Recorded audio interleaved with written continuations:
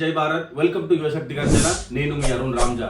మరి దేశ రాజధాని ఢిల్లీలో జంతర్ మంతర్ వద్ద మనం చూసుకుంటే మరి దానికి కాంగ్రెస్ జనతా పార్టీ అనాలా లేకపోతే కాక్రోచ్ జనతా పార్టీ అనాలో అర్థం కాని పరిస్థితి ఉంది ఈరోజు. మరి మీరు పేపర్ లీక్ల గురించి మాట్లాడుతున్నా అని చెప్తున్నారు. మరి సంబంధం లేని చెత్తనంతా తీసుకొచ్చి ఒక దగ్గర కూర్చోబెడితే అది సిజేపీ లాగా కనబడతా ఉంది ఈ రోజు. మరి ఒకరు కాశ్మీర్ గురించి మాట్లాడతారు, ఇంకొకరు ఆర్టికల్ 370 గురించి మాట్లాడతారు, ఇంకొకరు జై శ్రీరామ్ నినాదం గురించి మాట్లాడతారు, అవసరం లేని ఆఫ్ఘనిస్తాన్ ని మధ్యలోకి తీసుకొస్తారు. మరి మిత్రులారా, ప్రస్తుతానికి అసలు జంతర్ మంతర్లో ఏం జరుగుతా ఉంది? అది నీట్ పేపర్ గురించి వాళ్ళు మాట్లాడుతున్నారా? అసలు ఈ నీట్ పేపర్ కి మరి ఎడ్యుకేషన్ మినిస్టర్ ధర్మేందర్ ప్రధాన్ గారు ఉన్నారో వారికి ఏమి సంబంధము? మరి వారు కానీ ఏమైనా పేపర్ లీక్ చేసినట్టుగా వీళ్ళు ప్రూఫ్స్ ఏమైనా చూపించారా? మరి ఇక్కడ భారతీయ జనతా పార్టీ మీద నిందలు మోపడానికి ఎందుకు ట్రై చేస్తా ఉన్నారు? ఒక్కసారి మనం ఈ రోజు వీడియోలో క్షుణ్ణంగా ప్రతి మనిషికి అర్థమయ్యే విధంగా ఈ వీడియో తీసుకురావడం జరిగింది. మరి ఈ వీడియో మొదలు పెట్టే ముందు మీ అందరికి ఒక రిక్వెస్ట్ అండి, ఛానల్ని సబ్స్క్రైబ్ చేసుకోండి, లైక్ చేయండి, మీ మిత్రులందరూ షేర్ చేయాల్సిగా కోరుతున్నాం. మరి ముందుగా అసలు ఏం జరిగిందో మనం ఒక్కసారి క్లుప్తంగా అర్థం చేసుకోవడానికి ప్రయత్నిద్దాం. మళ్ళీ 2026 నీట్ యూజీ పేపర్ ఏదైతే ఉందో, అంటే మెడికల్ సంబంధించిన ఆ కోర్సుల్లో జాయిన్ కావడానికి ఏదైతే నీట్ ఎగ్జామ్ అని ఒకటి ఉంటుందో, ఆ NEET UG exam paper leakage మరియు సిబిఎస్ఈ ఎగ్జామ్ మార్కింగ్ స్కీమ్లో ఏదో అవకతవకలు జరిగినాయని చెప్పి విద్యార్థులు, పేరెంట్స్ అందరు రోడ్డు మీదకి రావడం జరిగింది. మరి దాన్నే అదునుగా తీసుకొని ఎక్కడో వేరే దేశంలో ఈ గుంటనక్క దాక్కున్న ఈ అభిజిత్ అనే ఒక మూర్ఖుడు ఎవరైతే ఉన్నాడో ఈ విషయాన్ని మొత్తం గమనించి ఒక సిజేపీ అంటే కాక్రోచ్ జనతా పార్టీ అనే ఒక పార్టీని ఇన్స్టాగ్రామ్ లో మొదలు పెట్టడం జరిగింది. మరి అప్పుడు ఆ సమయంలో ఉన్న విద్యార్థులు అందరూ ఎమోషనల్ గా దానికి కనెక్ట్ అవ్వడం జరిగింది. అది ఆ జూన్ టైంలో చాలా వైరల్ కావడం జరిగింది, మనం చూసినాము. మరి అక్కడి ప్రభుత్వం అభిజిత్ ని పాస్పోర్ట్ అబాండ్ చేసి పంపించడం జరిగింది వెనక్కి ఇండియాకి. మరి ఇండియాకి రాగానే జంతర్ మంతర్ దగ్గర ధర్నాకి కూర్చున్నాడు. మరి చాలా డ్రామా జరిగింది. అప్పుడు మనం చూసుకుంటే పోలీసులు పర్మిషన్ ఇవ్వరని మేము అడగమని చెప్పారు. కానీ అడిగిన వెంటనే ఏదైతే డెమోక్రసీ గురించి వీళ్ళు ఈరోజు మాట్లాడుతూ ఉన్నారో, డెమోక్రటికల్ గా ఈ రోజు మన ప్రధానమంత్రి శ్రీ నరేంద్ర మోడీ గారు ఉన్నారు కాబట్టే వారు ఆ జంతర్ మంతర్ వద్ద ఈ సిజేపీ కొట్లాడడానికి, ధర్నా చేయడానికి మనకి జంతర్ మంతర్ దగ్గర పర్మిషన్ ఇవ్వడం జరిగింది, మనం అందరం చూసాము. మరి ఎప్పుడైతే జూలై ఎంటర్ అవుతున్న సమయంలో ఈ ధర్నా ఏదైతే ఉందో, ఈ సిజేపీ ధర్నా ఒక చాలా పెద్ద స్థాయికి వెళ్ళడం జరిగింది. మరి అభిజిత్ ఎవరైతే మూర్ఖుడు ఉన్నారో, విద్యార్థుల కోసం నేను కొట్లాడుతున్నా అని చెప్పి ఇండియాకి రావడం జరిగింది. జంతర్ మంతర్ దగ్గర పర్మిషన్ తీసుకొని కొట్లాడడం జరిగింది. కానీ మనం ఒక్కసారి ఇక్కడ గమనించుకుంటా ఉంటే నీట్ రీ ఎగ్జామ్ అయిపోయింది, విద్యార్థులకు సీట్లు వచ్చినాయి, అలాట్మెంట్ అయిపోయింది. సిబిఎస్ఈలోని అవకతవకలని ఇన్వెస్టిగేషన్ చేస్తా అని చెప్పి స్వయంగా శ్రీ నరేంద్ర మోడీ గారు భారత ప్రధానమంత్రి గారు ట్వీట్ చేయడం జరిగింది, జనాలందరికీ చెప్పడం జరిగింది. మరి విద్యార్థులు సైతం దీన్ని అర్థం చేసుకొని పక్కకి జరిగి మరి వాళ్ళ చదువులు వాళ్ళు చదువుకుంటున్నారు. కానీ ఎక్కడైతే విద్యార్థులు సెంట్రిక్ గా ఈ అభిజిత్ అనే ఒక పిచ్చోడు గేమ్ ఆడిండో, ఆ విద్యార్థులందరూ ఈరోజు సైడ్ అయిపోయారు. ఈ రోజు ముఖ్యంగా అక్కడ ఎవరు కూర్చున్నారు? యాంటీ నేషనలిజం ప్రోత్సహిస్తున్న వాళ్ళు మరియు యాంటీ హిందూయిజం ప్రోత్సహిస్తున్న వాళ్ళు, ఈ దేశాన్ని మరి విడగొట్టాలి అనే ఒకే ఒక్క ఆశ పెట్టుకున్న మూర్ఖులు అక్కడ సిజేపీలో ఇప్పుడు భాగమై జంతర్ మంతర్ దగ్గర కూర్చున్నారు. మరి నిన్న కాక మొన్న జూలై 20 తారీఖున మనం చూసుకుంటే పోలీసుల మీదకి వీళ్ళు వెళ్ళడం జరిగింది. అక్కడ ఆర్పిఎఫ్ ర్యాపిడ్ యాక్షన్ ఫోర్స్ అనే ఒక పోలీస్, సిఆర్పిఎఫ్ వాళ్ళ మీదకి వీళ్ళు విద్యార్థులు ఒక పోలీస్ ని చేసి అందరు రౌండప్ చేసి కొట్టడం జరిగింది. దానికి గాను అక్కడ లాఠీ చార్జ్ జరిగింది.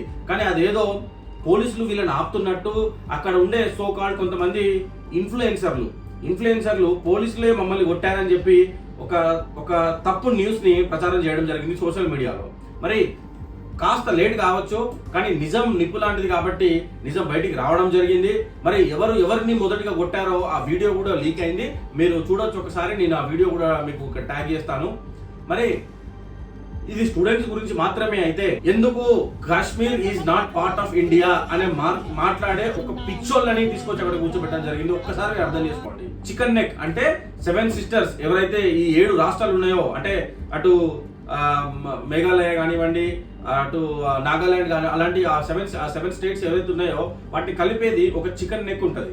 మరి దాన్ని విడదీసి చికెన్ నెక్ ని చైనాలో కలిపేయాలని చెప్పి మాట్లాడిన మూర్ఖుడు కూడా అక్కడే ఉండడం జరిగింది. మరి ప్రకాష్ రాజ్ ఒక ఫేమస్ యాక్టర్, మనం తెలుసు.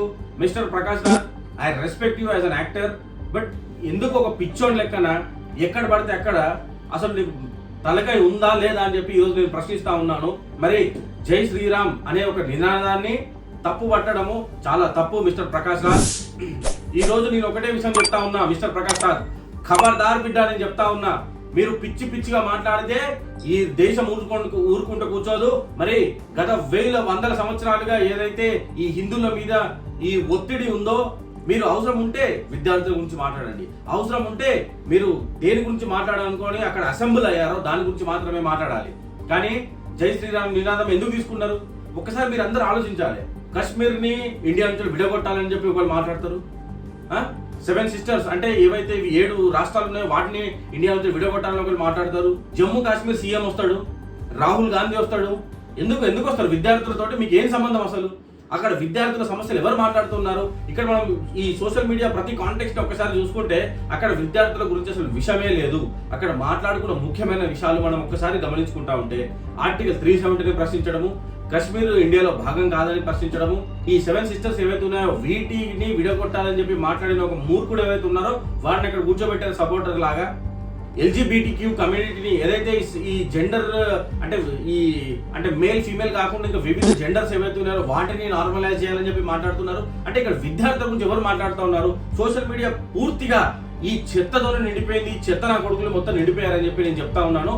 నిన్నగాక మొన్న మనం హైదరాబాద్ లో మనం చూసుకుంటే ఈ కొంతమంది పిచ్చోళ్ళు, ఒక పిచ్చమ్మాయి అయితే మొన్న మాట్లాడుతూ ఉంది నార్మలైజేషన్ గురించి, డెమోక్రసీ గురించి మాట్లాడుతూ ఉంది.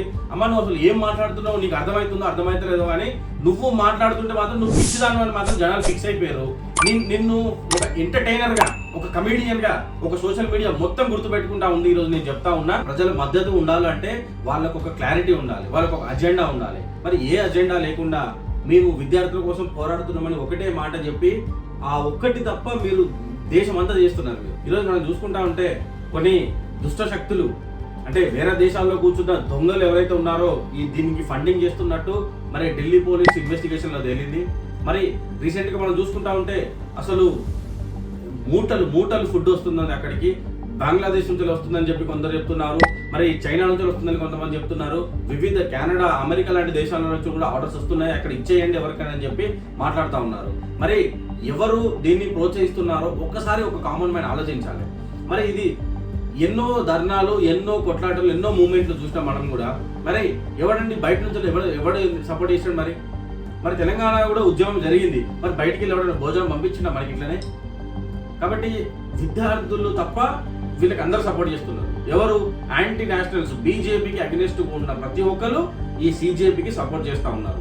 మరి విద్యాశాఖ మంత్రి ఎవరైతే ఉన్నారో ధర్మేంద్ర ప్రధాన్ గారు, వారిని రిజైన్ చేయాలని చెప్పి వీళ్ళు మొదట్లో కోరారు.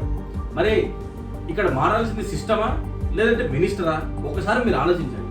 మినిస్టర్ మారినంత మాత్రాన సిస్టమ్ మారుతుందా? మరి మనకి ఏ సమస్య ఉందో ఆ సమస్యని మనం పాయింట్ ఆఫ్ వ్యూలో చూసి దాన్ని మార్చుకోవాలి. కానీ మరి ఎంతసేపు మీరు ఒక ఎడ్యుకేషన్ మినిస్టర్ని రిజైన్ చేయాలని చెప్పినంత మాత్రాన అది జరిగిన సమస్యకి, జరిగిన నష్టానికి మీరు చేస్తున్న దానికి సంబంధమే లేదు అసలు అని అడుగుతాను.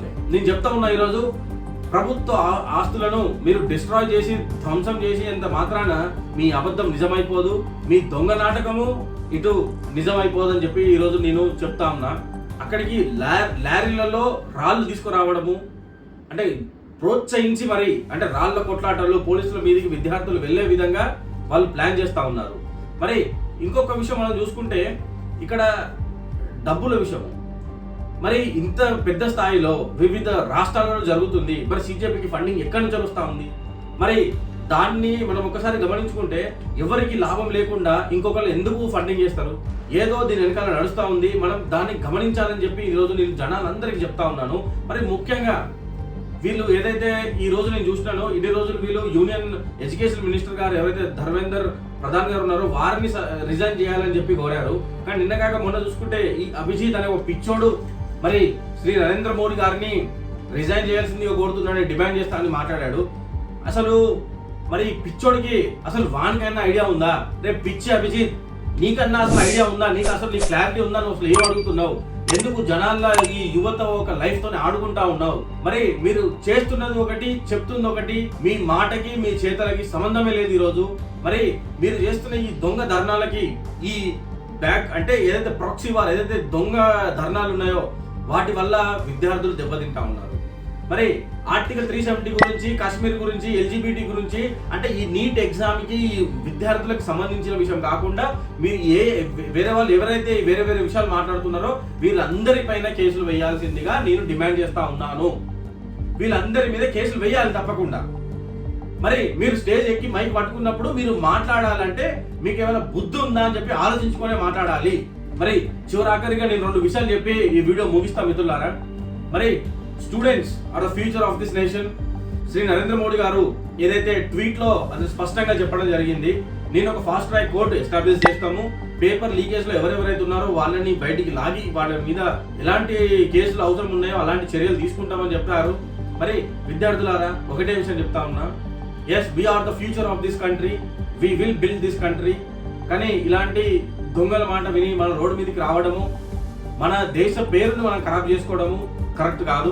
కాబట్టి నేను అందరినీ ఒకటే రిక్వెస్ట్ చేస్తా ఉన్నా, జంతర్ మంతర్ కానివ్వండి, హైదరాబాద్ కానివ్వండి, బెంగళూరు కానివ్వండి, ఎక్కడైనా కానివ్వండి, విద్యార్థులారా ఆ పిచ్చి సిజేపీ అది కాక్రోచ్ జనతా పార్టీ కాదు, అది కాంగ్రెస్ జనతా పార్టీ అని చెప్పి మీరు గుర్తుపెట్టుకోవాలి.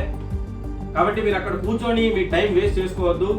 एक बार मैं ये चीज हिंदी में भी बोलना चाहता हूँ कि सभी स्टूडेंट्स जो भी ये सीजेपी कांग्रेस जनता पार्टी नहीं है, ये back funded by Congress Janata party है. आप सभी इस चीज को ध्यान में रखें.